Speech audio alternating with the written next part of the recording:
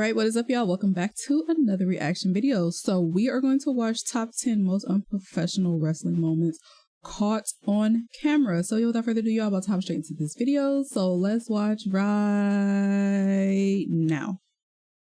This business of professional wrestling is not always that, which leads us to ask, who is the most unprofessional wrestler and why is it the ghost of 90s Shawn Michaels? Lots of wrestlers have lost their minds and tried to injure their opponents in the ring, which makes no sense. It's very unprofessional, but we already did a whole list on that, so you be professional and go and watch that. For the sake of not boring you fine folk with repeating content, which is why the Montreal Screwjob, JBL beating up the Blue Meanie at One Night Stand 2005, The Rock nearly killing Mick Foley at the Royal Rumble, Shawn Michaels overselling for Hulk Hogan at SummerSlam, Perry Saturn beating up the Jobber so hard he fell in love with a f***ing mop. They won't be on this list, we promise. Please leave us alone. Instead, we're talking about other moments of wrestlers being deeply, deeply unprofessional, and it turns out there's just loads more we could talk about. Kind of makes you sad, really. I'm Adam, hailing from Parts Fun Known, and these are the 10 most unprofessional wrestling moments ever caught on camera. And you know what's really unprofessional? Not subscribing to Parts Fun Known. Do it. Please. Thank you. Number 10, Charlotte Flair drops the belt. Well, what in the blooming hell was this? How do you make a championship exchange segment even more unwatchable? This is how. Alright, context. Charlotte Flair was Raw Women's Champion. Becky Lynch was SmackDown Women's Champion. Both were drafted to opposite brands because WWE simply can't help themselves. A championship exchange was scheduled for the main event of SmackDown so the two champions can make sure their prop belts were color coordinated. The plan was for Becky Lynch to grab Charlotte's belt and declare herself Becky 2 belts as she'd done at WrestleMania 35, but Charlotte decided she wasn't gonna have that. Charlotte went against the script, pulling away from Lynch and dropping the belt to the mat. Charlotte wasn't done causing a ruckus on this night, as when Sasha Banks came out for her part in the segment, Charlotte once again went off script, interjecting and putting some heat back on herself. This all led to a heated confrontation between Lynch and Flair backstage, with Charlotte being escorted out of the building. Again, it's a sad situation. And what the blooming hell? Number 9, Bret Hart's Sunny Day. Shawn Michaels may be the biggest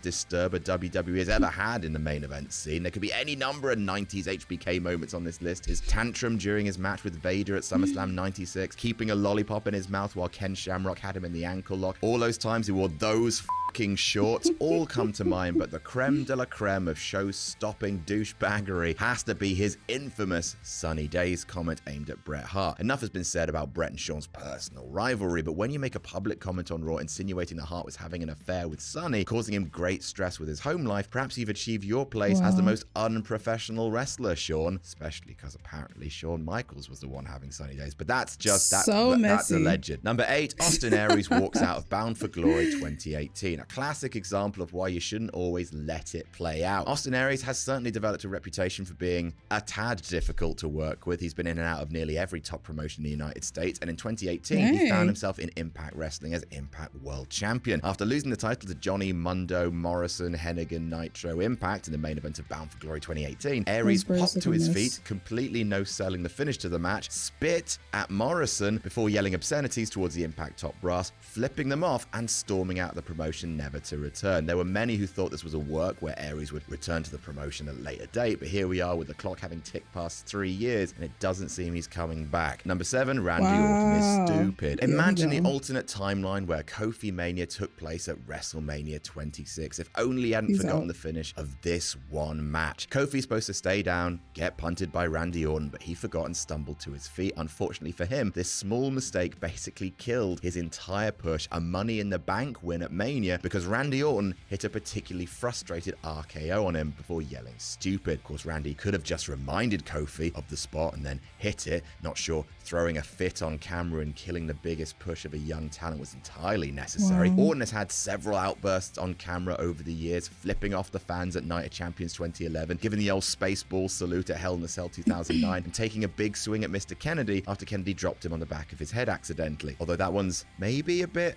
more understandable. What happened after it wasn't, though. Oh, Randy, please don't kill me. Number 6, Oklahoma. Well, here is some bullshit There is quality heel heat, and then there is mean-spirited trash like this. Jim Ross is a talented and well-respected man in general. Furthermore, he was an executive and commentator for WWE and not at all relevant to what was happening on WCW in 1999 when Ed Ferrara went out on Nitro doing a highly disrespectful impression of Ross called Oklahoma, complete with a scrunched-up face and southern accent. Ferrara mocked Ross's Bell's palsy, which had recently nearly ended his career, because that is a super cool thing to do to another human being that, again, has nothing to do with your TV show. The whole thing is just gross. Ferrara and Vince Russo come from WWE, where they had butted heads with Ross because, well, Ross understands wrestling and Russo checks notes didn't. This is peak unprofessional behavior in WCW, which was the meeting place of the Unprofessional Wrestlers Coalition. See also Bash at the Beach 2000. Number 5, Bob Holly beats up Matt Cappotelli. The more barbaric ways of wrestling training seem to be a thing of the past. That is a good thing with the horror stories you hear from wrestlers of generations past. The hazing culture of wrestling saw many trainers break the bones of their trainees just to make the point of you need to be, quote, tough, quotes, enough to make it in the business. While wrestling is very difficult, yes, virtually everyone involved in the 3rd season of Tough Enough agreed that Bob Holly's treatment of Matt Cappotelli was incredibly excessive. Holly was described as being stressed following his broken neck and took out his aggression on Cappotelli, who had spent that day being excessively jovial in training. A true crime in WWE locker rooms. How dare he? Holly decimated Cappotelli, booting him in the jaw and again in the eye, leaving his face bruised, bloody, and swollen. It is incredibly gross and a remnant of a past generation that belongs in the past. Number 4, Wendy Richter versus the Spider Lady. The Montreal Screwjob could very easily be on this list and falls under the category of everything Shawn Michaels did in the 90s and also the category of things we talk about way too much. This one, on the other hand, can make an appearance because, well, it is the original Screwjob. After all, Vince McMahon wanted to get the WWF Women's Championship off Wendy Richter because she started asking questions about why she wasn't being paid similar to Hulk Hogan. And obviously, you've just got to go at that point. See also Ultimate Warrior. To get the title off her, Vince put the fabulous Moolah in a full bodysuit, calling her the Spider Lady. To this day, I'm not sure how you could wrestle a match with 62-year-old fabulous Moolah and not know it was her, but I digress. In a more traditional Screwjob where the audience isn't supposed to know that any tomfoolery was taking place, Moolah pinned Richter and did not let her up before being unmasked and then sort of just wandering away, and everything is really awkward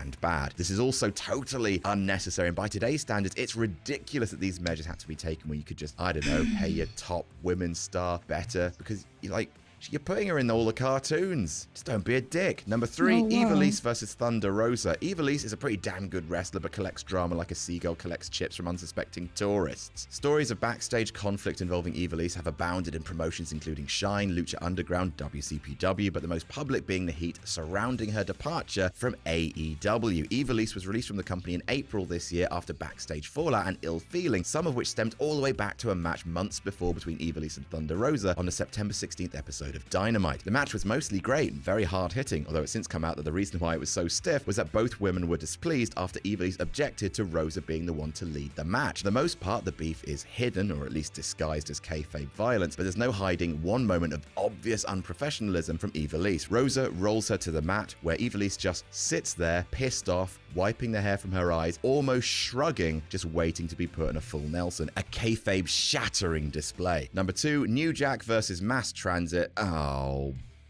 New Jack's appeared on a whole bunch of our lists of wrestlers doing just the worst things, mostly for his horrifying attack on Vic Grimes, but by golly, he does this sort of thing so much it still necessitates a spot on this one, specifically for the equally horrific Mass Transit incident. The infamous story goes that Eric Koulas lied about his age, falsified his documentation to get booked on an ECW show as a replacement for Axl Rotten, working under the name Mass Transit. In reality, the 17-year-old was not trained and went to the ring to wrestle New Jack, which is the wrestling equivalent of an overzealous teenager climbing into a tiger exhibit at the local zoo to check his fucking dental work. Also, the tiger might have been nicer than New Jack. Mass Transit was going to bleed in the match, and New Jack took the liberty of taking care of that for him, cutting his head with an X-Acto knife. The whole match saw New Jack and ECW being taken to court for assault and battery with a dangerous weapon. If that doesn't scream not a professional, then I don't know what does. And number 1, Victory Road. Jeff Hardy has for the most part conquered his famous demons, except that really weird one that has a kink for umbrellas, but there's no two ways about it. that wrestling is really f***ing dangerous. At the best of times, when everyone's on the ball doing the job to the best of their abilities, accidents can still happen that carry disastrous consequences. So showing up to wrestle intoxicated is pretty much the most unprofessional thing a wrestler can do. Alicia Fox showed up too inebriated to perform at a WWE house show, and that was really bad. Alberto El Patron once showed up to a WCPW show drunk and had to be pulled from the card at the last minute. Can confirm I was there. But Jeff Hardy showed up to wrestle in the main event of a TNA pay-per-view, visibly far gone, in no shape to compete, and it tops them all. At Victory Road 2011, Jeff Hardy was set to face Sting, but got high, drunk, or both backstage. He stumbled down to the ring, so clearly out of it that referee Earl Hebner almost immediately threw up the X. Eric Bischoff came out to stall for time because everyone was panicking. Sting was forced to pin Jeff Hardy hard way, amidst cries of bullshit, to which Sting responds, on camera, I agree. No one really looks good from this story, not Jeff. Not Dixie Carter, who refused backstage to pull the match. That's something it's just you don't a really want to see sad from your day favorite for superstar. unprofessional wrestling. And that's our list. What do you That consider is to be the so most unprofessional moment terrible. in professional wrestling? Let us know. And don't forget Alright, y'all, that's what we'll do for this reaction. Leave some comments down below. Let me know what you guys think, and I will see y'all in the next one. Toodles.